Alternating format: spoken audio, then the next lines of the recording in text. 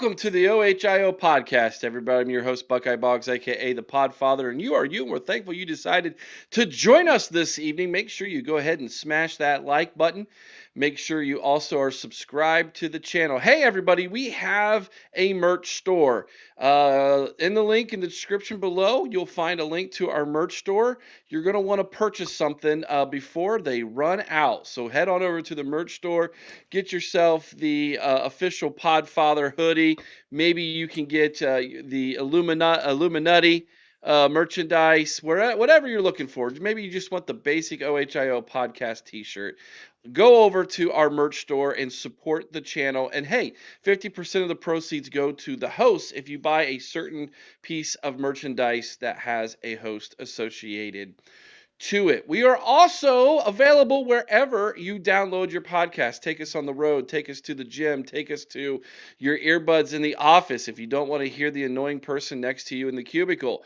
Wherever you download your podcast, you can find the OHIO podcast there. And thank you to those on Overcast. That's right, I've never heard of Overcast before, but hey, you all over on Overcast who are listening to podcasts, we appreciate you doing so. Joining us this evening, ladies and gentlemen, and I'm telling you, this is going to be a very interesting group because we have right now, I'm actually putting them on the screen, a very special guest this evening, guys. But first, Chris and Nate are here. Chris, tell everybody where they can find you. Nate, you can follow Chris. What do you mean where you can find me? You can find me right here. On social media. I don't know. I don't even know what my handles are, Eric. You caught me off guard. I don't know what my handles are on social media. I just get on there. I complain about things. I yell at people from Michigan. I dog people from Indiana, and I talk crap about Marcus Freeman. That's what I do. I don't even know. Nate, you go ahead. I'll look at what my handles are. All right, I'll go ahead. You can find me at NMSTN, the number 4, the letter U, on Twitter, X. What do we even call it anymore? I guess it's X. Okay, X. Go on there, follow me up, and buckle up. Well, Chris, I am the Wildman 97 on X. Okay. And other than that, you find me right here on the OHIO podcast. And you can check out my What Drives Me Wild segments on our Patreon channel. That's always nice. Yes, you can. Well, this person you need to know. If you do not know this person, you need to know him. Ladies and gentlemen, for the first time ever, he's a producer. He's an insider. He is a recruiter.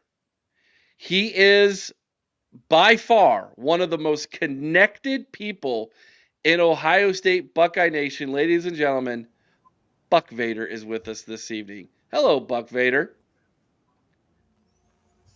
Hey guys, thanks for having me on.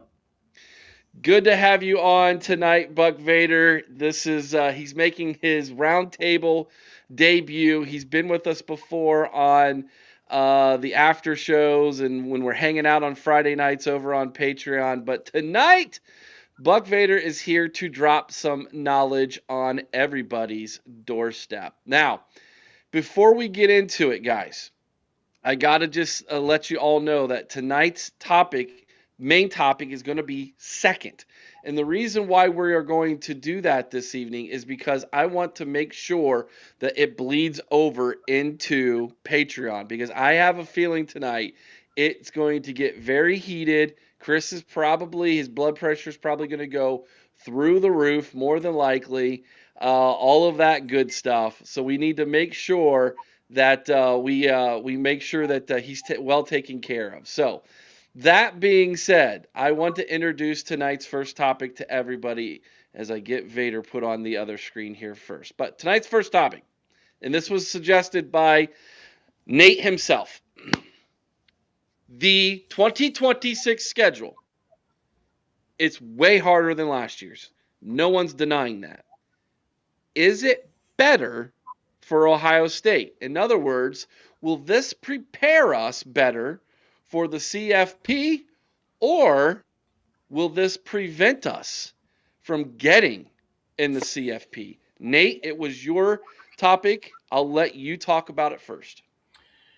I think it will help us. I think if you look back at this past season, we were 12-0, which I thought was pretty good considering we lost 17 players to the NFL, and obviously we're coming off a national championship run, so we had a target on our back and all that good stuff. There's pressure on us like there is in each and every season and every game that we play to win. As Buckeye fans know, it's win and our fans complain about how we win, or it's lose and fire everybody. And we all know that. But, it felt to me like we were not challenged a whole lot this past 2025 season. And I think that hurt us in those last two games. I mean, it wasn't like Indiana blew us out. It was 13-10. We were inside the 15-yard line 3 or 4 times and probably should have scored on a number of occasions and won that game, but we did not. And I've watched the game several times and I try and figure out why we didn't win. Same thing with the Miami game. I mean, it seemed to me in that one especially we came out flat, and my reasoning for why we lost was that we got knocked backwards most of the time on our offensive line. But I do feel like the schedule may have hampered us a little bit. We didn't play the upper echelon of the Big Ten, and we played an out of conference game that was a pretty high level contest against Texas, but it was the first game of the season. And at the end of the year, I don't know how much that really helped us at the end of the season. This year, as you can tell by this graphic, is freaking loaded. And I truly believe if we can survive this schedule, get into the playoff, I don't really care what our seed is, but if we can make it into the playoff, I mean, you cannot say that we won't be battle tested. We're playing, Texas again. We're playing at Iowa. We're playing at Indiana, at USC, home against Oregon, and then traveling to Lincoln, which Nebraska sucks, but that's still, a difficult place to play. And then we play, the team up north at home. So I do think if we can survive it, which I believe we can, I think we can go 10-2 and get our way into the playoffs. I think there's no way you can say we won't be battle tested, and I feel like it'll help us in those big games because we will have played in several big games against quality opponents. Chris, I'm going to come to you next. Vader, you'll be right after Chris, buddy. Go ahead. You look at this compared to the cake schedule that Indiana has. You look at this compared to the cake schedule that a lot of teams have. This is brutal. This is unfair. This is maybe our toughest schedule in a decade. And I absolutely love it. I'm 100% with Nate. You don't build legends playing Ball State and Kent State. You build them going into Austin and defeating Texas. You build legends going into Bloomington and taking down the defending national champions. You build legends going into Los Angeles under the lights and beating USC on Halloween. That's how you become legendary. You build them by taking down Oregon when they come into your house. You build them by taking down Michigan when they come to your house. This isn't a trap schedule, guys. This is a gift. This is our chance. We are going to know just how good we are. We're going to face at least a minimum of 5 ranked teams on this schedule. Minimum of 5 ranked teams on this schedule. And you know what? They like to say in the SEC it means more. It means nothing compared to this schedule that we're running this year. Vader. Sorry, Chris. Go ahead. To me, Chris. I just feel like we are going to be, as Nate said, battle tested. We have a great returning core, a lot of experience, the greatest coach in the nation, no matter how much crap I like to give him. I just think that this is a blessing because if we don't make the playoffs after this, we didn't belong there to begin with. All right, Buck Vader, let's hear it, man. First, I absolutely believe we are going to make the playoffs. It won't be easy, but our defense should be pretty good. I believe at least top 5. Coach Smith, even though I made no secret I was hoping for Day to go in a different direction, there is no doubt that Smith will upgrade the O-line and be a noticeably better play caller than Hartline just on experience alone, and I've been watching his film from Tennessee when he only had to focus on the offense.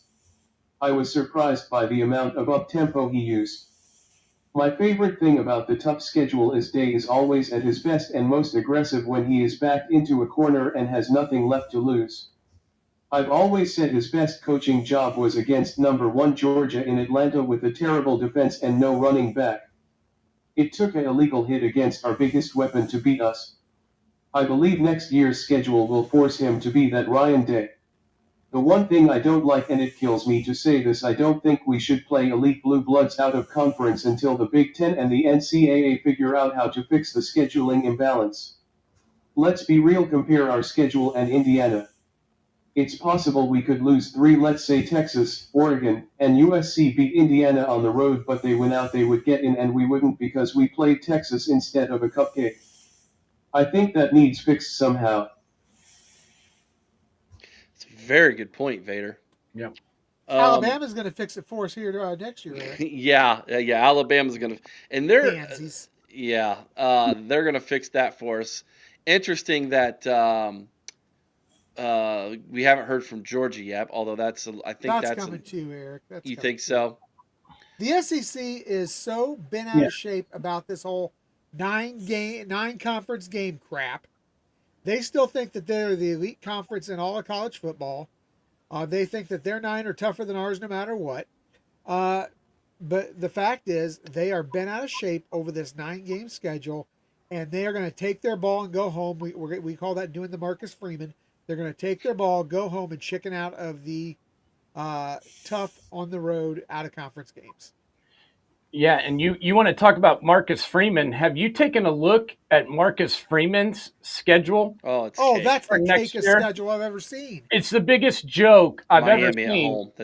That's it. I mean, they start their season off against Wisconsin, who sucks, Rice, Michigan State, Purdue, North Carolina. Then they play Navy, Miami, BC, SMU, Syracuse, Stanford, and BYU.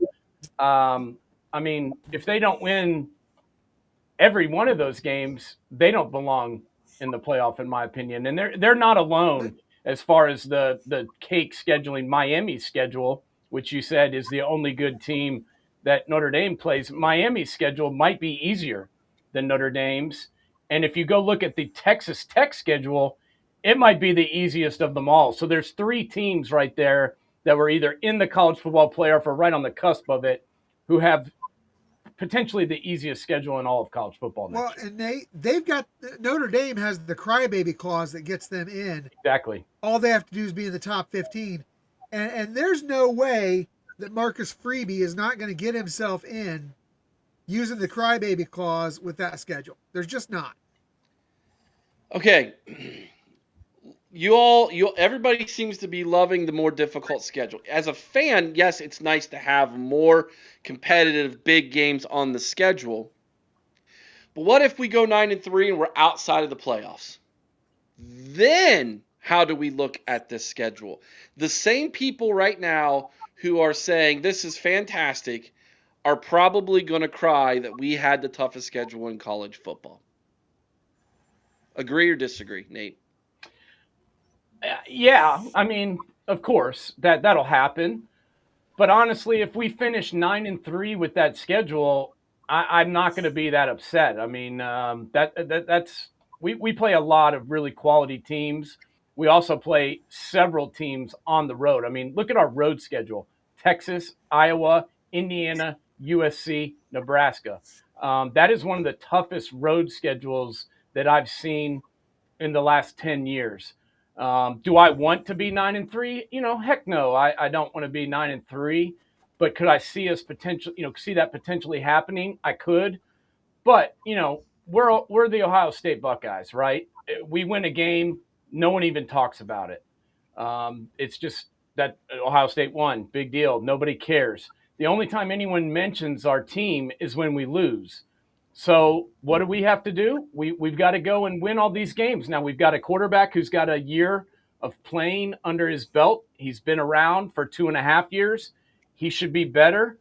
Our offensive line should be improved. Our defense was good last year and has some key components coming back. So, could it happen? Could we go 9-3? Most definitely. Would I be disappointed? Yeah, especially if we don't make it.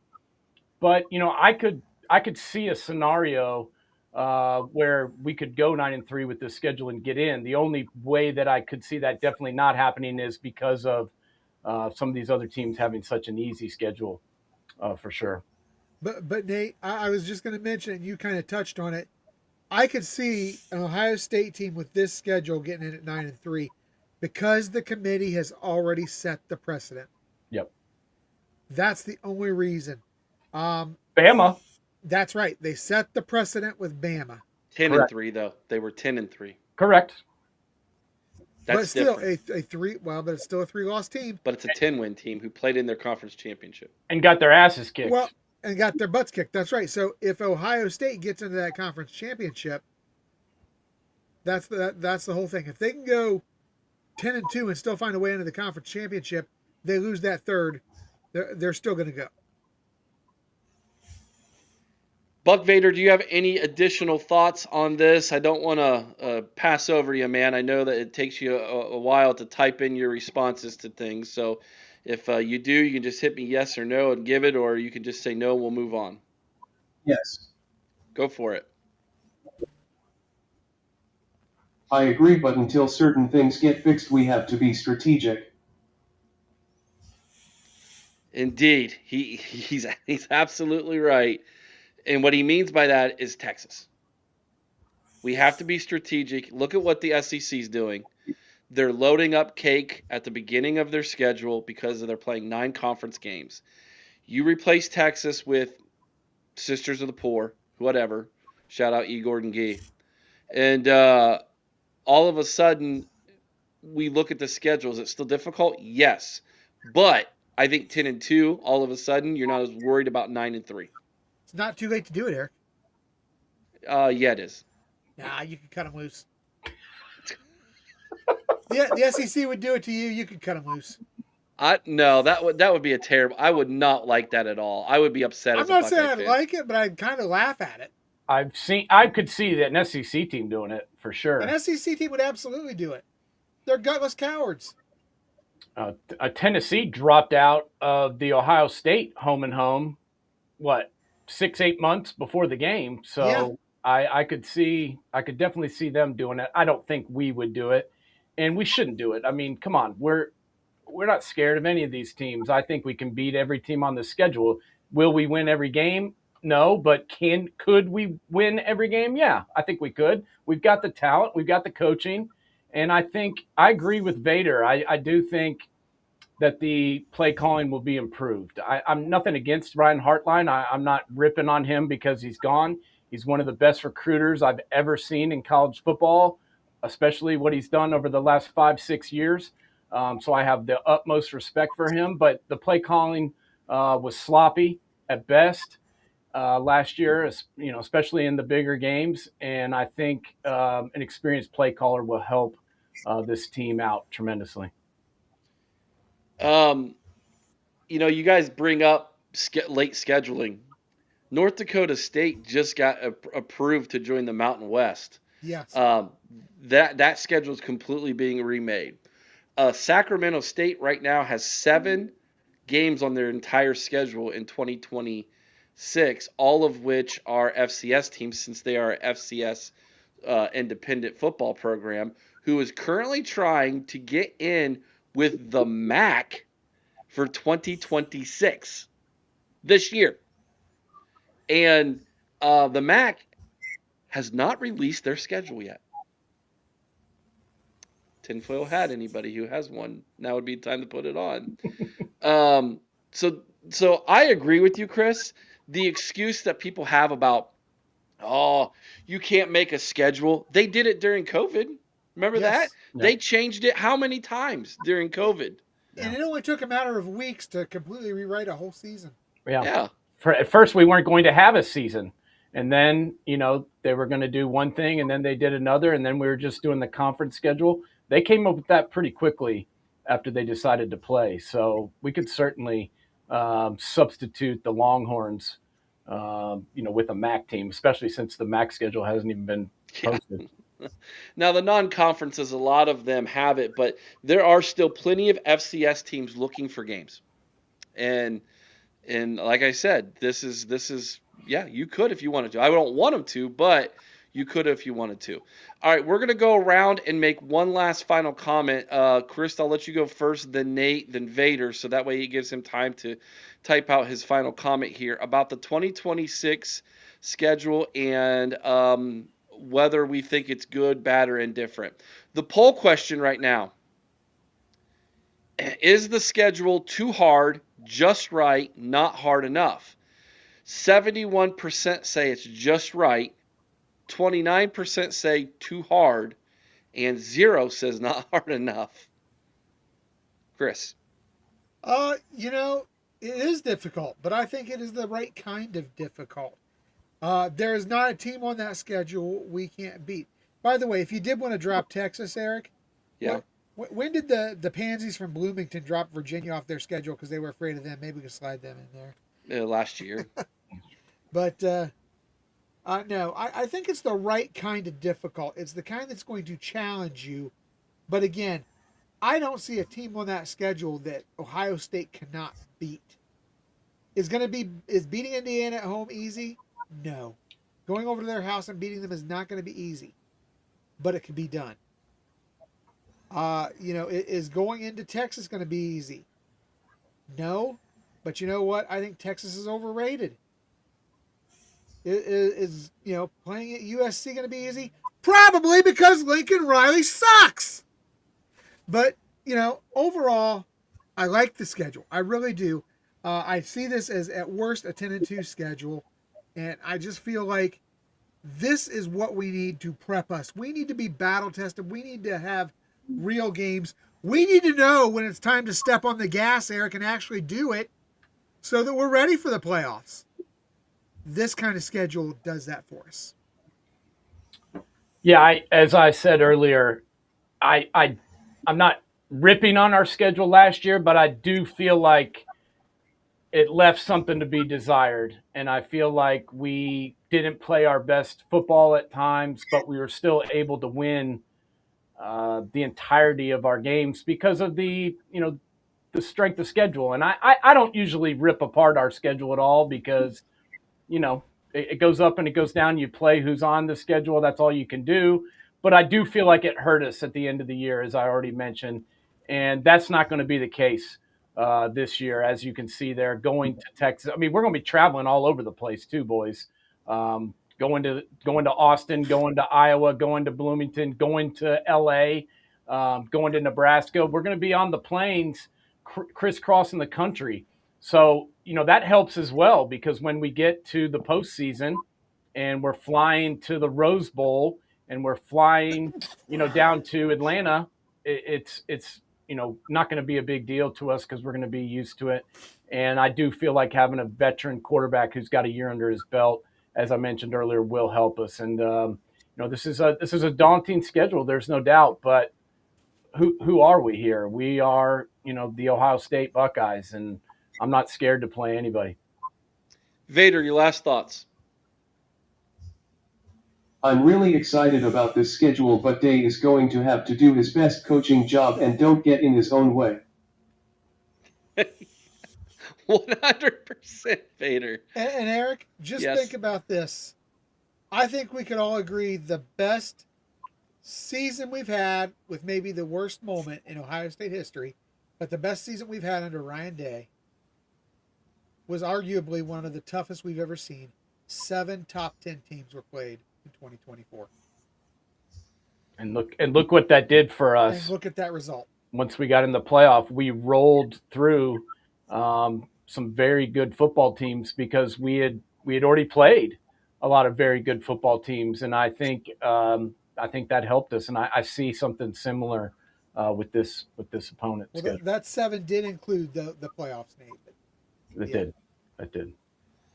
Don says, any idea what Northwestern will be like in 2026? Full of very smart kids who won't make very many mistakes. They'll be in a lot of close games, and they'll have a chance to win somewhere between 5 and 8 football games. That's Northwestern pretty much every single year. All right. Here we go. Topic number 2. This is going to take us to the end of the show. Ross Bjork has basically let it be known he is going to advocate for changing the college football schedule. He's not alone. A lot of football coaches want to see the NCAA change this football schedule. It is completely, I think, inappropriate to have some of the things that they have in the calendar that they've got it going on. So, here is what Ross Bjork says. Shout out to 11 Warriors for this graphic. They made it in the article that they wrote. I grabbed a nice little snapshot from their article here. So I want to give them credit for this. Week 1 of the season currently starts Labor Day. Now there is a week 0 in college football between a handful of teams that play in week 0 who get a second bye this year. Most schedules start in week 1, which is the first weekend in September, and you get 1 bye. Ross Bjork says we should start the schedule the last weekend of August. End of the CFP is late January, January 25th. Ross Bjork says we should make it the end of December or early January. The transfer portal window is January 2nd through the 16th. He believes it should be the end of spring ball, April or May. Spring practice is March through April. And Ross Bjork says spring practice should be moved between May and June. Oh, Chris is shaking his head. What do you like? What do you don't like? What do you not like about this, Chris? Well, I'll tell you, there is some things I like. I do agree that the beginning of the season should be in late August. I do believe we should start a week earlier. I do think that we should end the regular season by having the rivalry week the week prior to Thanksgiving. So we're bumping that back a week. If you do that and eliminate the conference championship games, you could start the CFP at the beginning of December. Reduce the amount of time between there. Have your bowl still in mid and late December. Close out your CFP in January, early to mid-January for the CFP closeout. I like that. Then there's a couple things that I think that he really failed to touch. One, I think the early signing period at that point, we have 2 choices. We could either bump it to that period, short dead period between the end of the regular season and the start of the playoff, or you just eliminate the early signing period and just have the signings in January. So bump it up from February and just have the actual signing day in January. And then I believe I like having spring ball where it's at right now in March and April. But I do believe the portal, we should still have one, but let's open that up the end of spring ball and run it through mid-May. There's an issue with that. What's the issue? If you lose too many guys, you might not have enough guys to fill your roster at that point. Well, then you better get your butt on it. I mean, but here's the thing. If you do that, if you have it at that period, you don't have to worry about guys, you'll have your depth chart at least partially set. Guys are going to have an idea where they're at. They're going to not be wondering, am I going to play, am I not going to play? Well, you know what? I know I'm going to go play here, so I'm just going to leave. You have a better chance, I think, of retaining some guys. You're also going to lose some guys because of it. Don't get me wrong. But I think you got a better chance of retaining your 2 deep guys. Caden, the Diesel Freak. I agree with Chris on this matter. $2 super chat. Thank you, Caden. Well, thank you, Caden. The other thing is, by putting the portal at that point, you also are getting the kids through the end of the spring semester. So they got plenty of time to get registered and in the other schools. Nate, go ahead. I'm going to hold my thoughts to the end. All right. I can go. I do like moving the season up. I've never understood the week 0 concept. What the heck is that? Start the season or don't start the season. It's week 1. It's not week 0. So start the season in week 1, right there at the end of August. I don't understand why we wait until Labor Day anyway. That makes no sense. You need to start it at the end of August, get it going. And I certainly agree. There's no reason to have this lengthy period between the end of the regular season and the first game of the playoff. We've seen what's happened with a lot of the teams that have had the bye and have had to wait. Like, how many teams have won coming off the bye? We've had 1 victory, I believe, so far in the college football playoff. So taking 30 days off helps 0 teams. We go back to that week 0 thing. I don't like week 0, but I can tell you that it's helped 0 teams except for Indiana having that amount of time off. And so I certainly agree with moving the season up. And I think that if you can get the championship game played on January 1st, which can be done with the schedule, I think that you could potentially have the portal open up, after the championship game is completed. You've only got 2 teams playing in the championship game. Those 2 teams can deal with it. The rest of the teams can work with it. I think you can open up the portal right after that and still roll with it. But I do think that there needs to be fixing of the schedule. There's no reason to have the issues that we had this year. And what I mean by that is there's no reason to have the competitive football season run through the off season.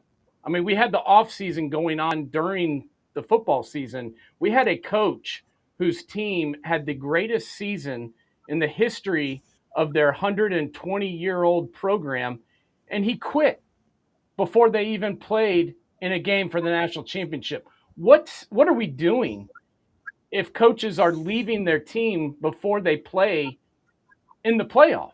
I mean, that makes absolutely no sense. And I understand why it happened. It happened because of the calendar, where the recruiting period starts, where the transfer portal starts. There's a reason why it happened, but that should never happen again. And I think we could solve a lot of those problems by fixing the calendar, making it so that look at Oregon, for example. I'm not giving Oregon any credit here. I'm not trying to help them. I don't like the Ducks. But if you look at what happened to them, they had several players that transferred out prior to the Rose Bowl game, and they had 2 running backs, on their roster. And that's not just them. I mean, that's happened to, several teams where they've been decimated by guys taken off, and the portal opening on January 2nd when you have games still being played makes absolutely no sense. Vader. I think it's obvious the college football calendar must be fixed. I mean, seriously, who came up with this? A think tank of 8-year-olds. Hey, let's do a calendar where young coaches have to abandon their team to have opportunity to advance their career when their team needs them the most. Even worse, we go to one portal, so now kids must guess where they stand 7 months before the next season begins, and they have no clue who's going pro or staying. In 2022, nobody thought our center would go pro. He did. What if Hinsman entered the portal? So here's my solution. A 16-team playoff starting after the conference title week, games being played each weekend, Friday or Saturday, the first 2 rounds at the higher seed home field. The semifinals and championship will rotate between the historic bowl sites. The first 2 months after the season are total dead period. This gives coaches time to take a much needed break. Coach can't leave a team until after their final game. Early signing day is the Wednesday before fall camp. This is something all programs want, so they don't have to defend their class and coach a season. Finally, only one portal after spring ball when everyone has the best understand where they stand. I don't dislike Ross Bjork's proposals. I don't. I don't like them at all. Excuse me, I don't dislike them at all. Um, I think it would take some adjusting to get used to, but you know what this does? It actually gives our coaches a down period right after the season, which I think should be mandatory. I think college football should shut down after they crown a national champion. They should shut down for at least a month and let these coaches, do the whole coaching carousel thing, similar to what you see in the NFL, and give them time to decompress and get reacquainted with their wives and their families again. One of the things I think you're going to start to see, and we've talked about this, I know other individuals have talked about this, and I can't remember, it might have been Bart last night, but somebody said these coaches are going to start to try to pursue the NFL more because you can have a life and still coach in the NFL because you don't have to recruit. And the fact that recruiting is basically a year-round thing, and then the transfer portal kind of crushes all that hard work at times, I think is really frustrating for a lot of these football coaches. So I think you need to give them a space of time, place and time, a period of time to recharge their batteries. That can be January, February, right? And again, the whole coaching carousel can take off. You can set your new staff, etc., all of that. Then you can get into what we have here with the transfer portal going in the spring ball. I don't mind him moving spring practice back. Who says it has to be so early in the spring? Tradition? If you have it right before the end of the semester, why does that matter? Actually, Eric, it would be Ohio State ends, I think, the first Sunday in May. Beautiful. So they can have longer practices be... then. I know that I feel like, is it June when you're not supposed to have contact with the players? Yes. Nate? Correct. It's June. Okay. Correct. I think you should be ended by then, in all honesty. You should have it in by then. And so that, again, they too can have a little bit of a break. But you know what throws a kink in all of this, and Ross Bjork did not bring it up? Early enrollees. Well, you almost eliminate the need for the early enrollment by doing this. I almost wonder if you shouldn't just eliminate kids coming on campus until after their high school graduation. Period. I think that's a good idea. Why I've never understood why more. I mean, I get why they're doing it. It gives you an advantage. It does, but these guys are missing out on their proms, Yes. their graduation from high school. These are memories that I still have that I enjoyed. You know, the end of high school where you get to say goodbye. I mean, a lot of these people you never see again in the rest of your life. So why not take it and enjoy it and graduate and walk across the stage with these people that you've gone to high school with 4 years? Of course, now some of these kids go to a different high school every year, so I guess it doesn't really matter. But I've never understood why there's such a why these kids would want to do that. I mean, I understand from a football aspect, but from a life aspect, you never get to do this again. And I think it would behoove some of them to stay where they're at and enjoy graduating from high school. Yeah, I don't disagree. I think it would be good to eliminate the early enrollees. However, I mean, obviously, I think it does push their progress back a little. Obviously, they don't have that extra time in the weight room, getting prepped up. But and a lot of these guys are going to say, not like it because of the idea, well, I could get NIL if I get on campus early. I can get NIL sooner. But you know what? In Ohio, that doesn't matter anymore. And a lot of states, it doesn't matter anymore.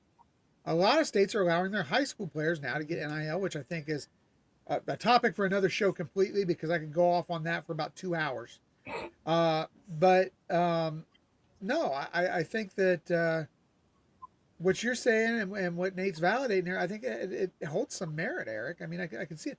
And hey, it'd be a hell of a lot warmer when we're setting up that tent for the spring game. Yeah, baby. But the one thing I still don't like, I don't like the idea of trying to cram the entire playoff into December. And this is why. I do think those players and coaches should be off the week of Christmas to be home with their families. That week from Christmas, or that week of Christmas itself. Obviously, you can go right back to work on the 26th. But that week they should be off with their families. Well, you guys are giving these coaches a lot of time off. These guys make $12 million a year, fellas. I'm not real worried. I'm not real worried about their days off. But I do agree. I am, because I don't want them to get burned out. Yeah, I do agree with Eric and Bart on that, because, and I've said this all season, it is easier now to be a coach in the NFL than it is to be a coach in college. Dealing with the portal drama, dealing with the NIL drama, dealing with just the like these guys are saying, the constant rigor of you never really have a true day off other than June, when you're not allowed to talk to other or not allowed to talk to the players. We'll call that the tampering session. That's it. That's all you're getting off to really that time in June. Well, I think it would be good for these coaches to be able to recharge their mental batteries a little bit. Yeah. Yeah, I think that the NCAA needs to change the calendar, obviously, which is what we're talking about. The other thing that they need to do is they need to start coming down harder on tampering. Yeah. Absolutely. 100%. They need to have some rules. First off, letting kids transfer every season is a big problem to me. I don't understand why anyone would want to go to 4 schools in 4 years, but that's happening a lot. And I've heard Kirby Smart. We talked about it the other night. Kirby Smart and a couple of other coaches have talked about incentivizing players for staying at the same school. And then, if they were to go to another school, that the school they go to would have to pay off that money. There's different ways it can be done, but having rules would be a good call, and having enforcement of rules, and especially, the tampering. I mean, that a lot of these kids would never leave where they are if they didn't have all these people in their ear, agents, parents, talking to, people, agents from other schools, offering them more money. Let me ask this question, and then I'll go Chris, Nate, and then Vader, you can answer. Would moving the transfer portal window, in your mind, lessen the possibility of there being so many transfers? Yes. Why? Yeah, because I truly believe if a kid, and let's just take the Ohio State situation here. Okay. You look at guys like Bryce West and help me out, Aaron Scott Jr. You take guys like this, and you get through spring ball, and you show them, hey, you're going to be in the 2 deep. You may or may not start, but you're going to be in the 2 deep, and you're going to get significant playing time. I think guys like that are going to stay for that opportunity, especially if they know that come the actual kickoff of the summer/fall camp, that you're going to have a legitimate shot to earn the starting job. If you have that legitimate shot at a place like Ohio State, why are you going to transfer to Wisconsin? I mean, why? If you are really serious about developing, if you're really serious about playing football for a contender, why would you do that? If all you're after is the bag, then good riddance to you anyhow. You're going to go no matter what. But the fact is, the kids that are serious about playing, the kids that are serious about developing, the kids that are serious about wanting to be Buckeyes, if you can show them, if you can dangle that carrot, and you do that by showing them in spring ball that they're going to be in the mix, by showing them in spring ball that they're going to have a chance to compete for that starting position, less of those type kids are going to jump in the portal and try to just make the easy playing time grab. Nate? Yeah, the only issue I see with that is, some of these schools aren't on semesters. They're on, they end in December and then start a new term. They're on the I guess. quarters. Yeah, and in January, and so I think that could potentially be an issue. But I do like it. I mean, I didn't like it when I first heard it, but I do think potentially moving the portal. I don't understand why we have to get the portal going so quickly. I think moving it back would behoove teams and players, just knowing where they are. But we did talk about how you could be in a world of hurt if you don't have enough guys going into the fall, and with the one window, you got to be careful. But that's why you have to recruit high school kids and use the portal. If you're building your whole team with the portal, you could be in big trouble anyway. But I do think moving it back after spring ball might be a solution. Vader.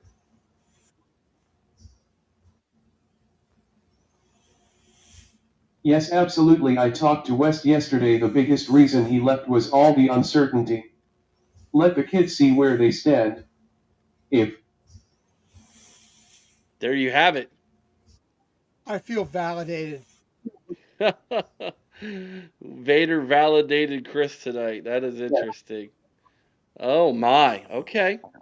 I don't understand the big deal of the transfer portal being where it is. Now they say it's because of the academic calendar is why they put it where it's at. Move it to the end of the school. Move it to the end of the school year then. Exactly where I said. Move it between April 24th and May 24th. Yep. Problem solved. There you go. If that's truly why you did that, then just move it to the end, and that's all you have to worry about. Don asks, was Quincy Porter overrated? Ooh, jeez. We didn't see enough of him to know, I don't think. Yeah, who knows? Will it hurt us down the road? Possibly. If we have injuries at that position. I don't know. I mean, because again, I didn't see enough of him to say that yes, he would have definitively been a top tier guy. Yeah. I mean, we thought that of Mylan Graham originally, and what happened? He got his opportunity. Kid didn't show up for practice. Now, in the case of the dropsies half the season. It will be very interesting to me. It would be very interesting to me if the transfer portal window was moved to a different spot, how much that would have changed the offseason for Ohio State, or if we would have continued winning in the playoffs. I wonder how much that would have kept these guys here who jumped in the portal, who were borderline possible starters moving forward. I was just gonna say, Eric, you said, would we have kept winning? I'll tell you this: if the portal wasn't where it was, if the signing day wasn't where it was, Ryan Hartline would have been all in until after this playoff was over. And do we correct maybe have a different result? That's the issue. I mean, this all started when Hartline announced he was leaving on signing day, and from there, the dominoes fell. And I understood why they did it. I think they did it to be up front with these recruits, because a lot of these recruits were recruited by Brian Hartline. They didn't want to sign them all up and then have him leave afterwards. But I certainly think it affected things, post his announcement. Yeah, and I understand some people are going to push back on saying, well, what's stopping a university from firing their head coach and then having a bunch of interviews, and that'll still disrupt a team during the college football playoff? It's very simple. You're not allowed to interview anybody until the national championship game is done. Well, I mean, I don't know how it Problem is in college, solved. but in the pros, you have to have permission from that playoff team to get an interview with that coach during the playoffs. Mm-hmm. Just instituting something like that in college. And I think ultimately, Eric, the solution is the NFL really needs to oversee college football at this point. No. Because we are Gosh, NFL we light. had this argument yesterday. No. If you look at this, and I'll tell you, they're going to start putting their fingerprint on this because this whole mess with portals and 8 years of eligibility and everything is going to start jacking around with their player personnel decisions. It's going to start messing around with their draft picks. You're going to get, and we haven't seen it yet, but I'm telling you, it's coming down the road because the NCAA loses every time they go to court. It's coming down the road. You're going to get a guy who jumps in, declares for the draft, doesn't like his draft stock, says, I'm going back and making another $1.5 million playing another year of college football. Watch it happen. And that's when the NFL is going to get fed up and it's going to get involved. We've certainly seen that in college basketball already, and they're fighting about that. Now we did see a victory for the NCAA ruling against the Alabama kid and removing his TRO, so he is now ineligible to play. Which begs the question: the games that he did play and they won, are those games now? Are those games now invalid? Are we stripping them of those victories? It doesn't make a whole lot of sense to me why this thing is fluid and it's moving, yet no one really knows what the rules are. And if someone doesn't like a rule or a guideline, they just sue the NCAA, which is what seems to be happening over and over again. And the NCAA is settling a lot of these cases because it's costing them so much money paying for attorneys. And the NCAA could eventually fold completely if they continue to have to go to court every single day and pay buku bucks to try and defend themselves. And don't worry, Michigan will just cheat again, and they'll be able to get another war chest of funds. That did help them. You guys are dancing all around what Kirk Herbstreit was talking about that we explored yesterday, and I don't want to get into all of that, but I do want to express that it's important here when you look at the who this is coming from, Ross Bjork. Does the fact that Ross Bjork, as the athletic director of Ohio State, how much weight does that hold in your mind when it comes to possibly instituting changes like this? I think it actually is very heavy if he has the set of stones to throw our weight around. I mean, yeah, Indiana's the national champ this year. Yeah, Scum had their year a few years back, but let's face it, Ohio State has been the driving force of the Big Ten for over 2 decades now. Their name carries a lot of weight, but you can't be afraid to throw it around. And you get the other guys, you get the big name SEC schools on board with you, and I think he can get a few of the big name SEC schools on board with him for what he's proposing. I really do. And I think that if these guys come together and throw their weight around, the NCAA knows the fact is, without Ohio State, without these premier SEC schools, without Indiana, without the Big Ten and the SEC, the NCAA is nothing. It is nothing more than the FCS. Right. And that's where you hit the nail on the head, is if you get those two conferences to align. If you can get their athletic directors, their coaches to agree, they can force the rest of the teams to follow. And that's what you need. That's what needs to be done. You've already got these mega conferences now where you've got 18, 16 teams in the Big Ten and in the SEC. And if you can get those two conferences to agree on some of these things, the rest of the college football world will follow. Vader, do you have any comment with this, bud? Yes. Feel free.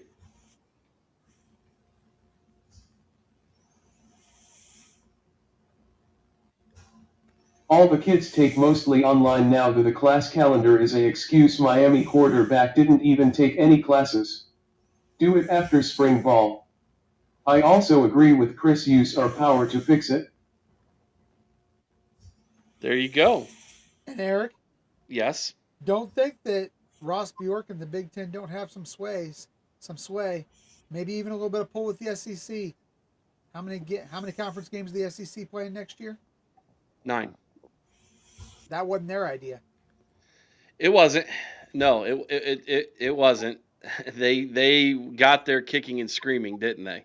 They did. 100%. All right, let's wrap this poll up right now. I asked the chat, what do you like most about Bjork's ideas?